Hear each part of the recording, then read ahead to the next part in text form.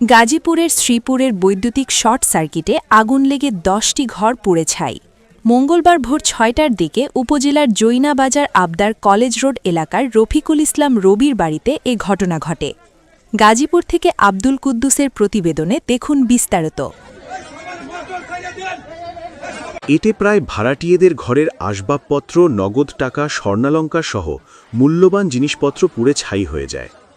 ভাড়াটিয়ে মোফাজ্জল জানান, ভোরে প্রথমে একটি তালাবদ্ধ ঘর থেকে আগুনের সূত্রপাত, তারপর মুহূর্তের মধ্যেই 10টি ঘরে আগুন লেগে যায়।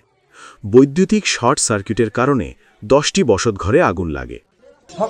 সকাল আর কি লাগছে, সকালে বড় লোকা ছিল না, একজন ছিল অফিসে গেছে, ঠিক আছে, সে অফিসে গেছে তালা মেরা হঠাৎ করে আগুন দরজা করে বাসি উঠছে। ওরা আরো পাড়াইতে আছে বাড়িতে, কইতাছে কই ঘরে আগুন, ঘরে তালা মারা এই রুমে আগুন লাগছে।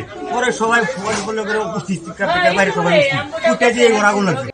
মাওনা ফায়ার সার্ভিসের ইন্সপেক্টর নুরুল করিম জানান, খবর পেয়ে দ্রুত সময়ের মধ্যে ঘটনাস্থলে এসে 2টি ইউনিট 30 মিনিটে আগুন নিয়ন্ত্রণ করে। প্রাথমিকভাবে ধারণা করা হচ্ছে বৈদ্যুতিক শর্ট সার্কিটের কারণে ঘটনা ঘটেছে। ক্ষয়ক্ষতির পরিমাণ তদন্ত করে বলতে পারবেন বলে জানান এই কর্মকর্তা। মিনিটের মতো লাগে আমাদের আগুনটা নিয়ন্ত্রণ করতে। যেহেতু কোনো পানির সোর্স ছিল না, আমরা আগুনটা মোটামুটি নিয়ন্ত্রণ করছি। পরবর্তীতে আমাদের পানির গাড়িকে আমরা আবারও পানি ভর্তি করার জন্য পাঠাই। সর্বশেষ আমরা 8:30-এর সময় আমরা আগুনটা সম্পূর্ণভাবে নির্বাপন করি। ক্ষয়ক্ষতির পরিমাণ কি জানতে পারছেন? ক্ষয়ক্ষতির পরিমাণটা আমরা এখন জানতে পারিনি, তবে প্রায় 10টার মতো রুম